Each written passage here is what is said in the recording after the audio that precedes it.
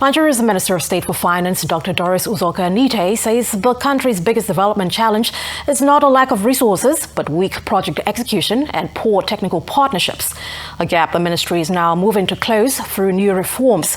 Speaking in an interview, the minister says Nigeria has abundant assets and investment opportunities across sectors, but many projects underperform or fail because they are not backed by the right expertise, structure and delivery partners. She explained that the ministry is rolling out a national asset registry to properly identify, document and track government assets, describing it as a critical step towards transparency, better valuation and more effective utilization. Nigeria has a lot of resources. We are blessed with so much resources. Over the years, if you take all of our budgets and you see how much we've allocated into, or how much we've been spending into multiple projects. But the sad part is you see a lot of these projects are littered, either completed and abandoned or not effectively utilized. So that actually lets us know that we are blessed as a country. We have resources, we have money, we have people who know what to do. But the main question is why aren't things working? Okay, so from the studies that we've done at the ministry, we think is having the right implementation mechanism that is lacking.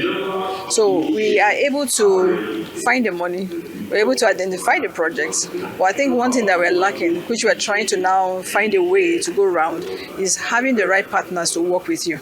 So technical partners is a very critical, or if not fundamental, to the achievement of a project. So it's not just to build this. Let me give you an example. Say you want to build a power plant, then you have the budget, you hire somebody, he builds it, and then he walks away. So who operates the power plant is the question. Do you have the right partners to make sure that they operate it and operate it profitably? Now, this is where I think there's a gap so far with implementation. So we have to be able to design an implementation mechanism that is end-to-end, from conceptualization to revenue assurance. So you have to be able to hand it over to the people who can actually deliver for you what you really want to see happen. One of the problems may be also policy inconsistency, change in government.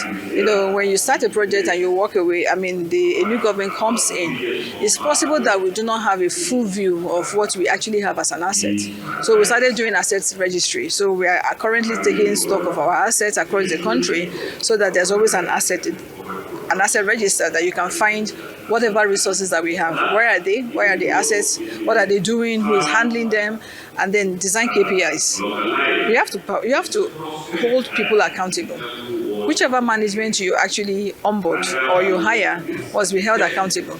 And from what we've seen, it's always better to go with people who have a stake or a skin in the game.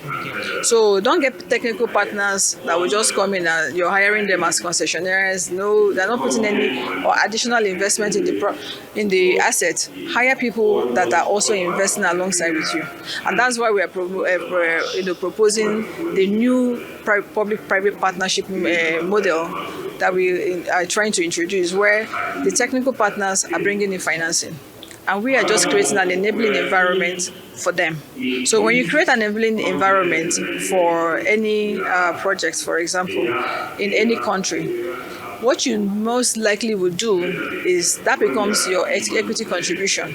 So maybe 5-10%, you take a stake.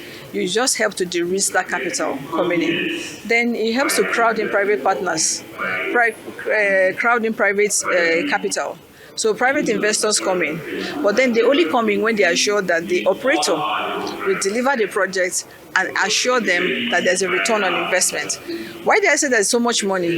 If you look at how much money the central bank has mopped up through CRR, it's enormous. If you look at how much money we have in pension fund, it's enormous. Then if you now look at our untapped resources, land, solid minerals, even oil resources, we have so much. All we just need to do is to find the right financing mechanism and the right implementation mechanism, and we can unlock the potentials of this country. We're giving ourselves, so far I think we're about almost 50%. We're giving ourselves another 1 or 2 years to complete the asset registry.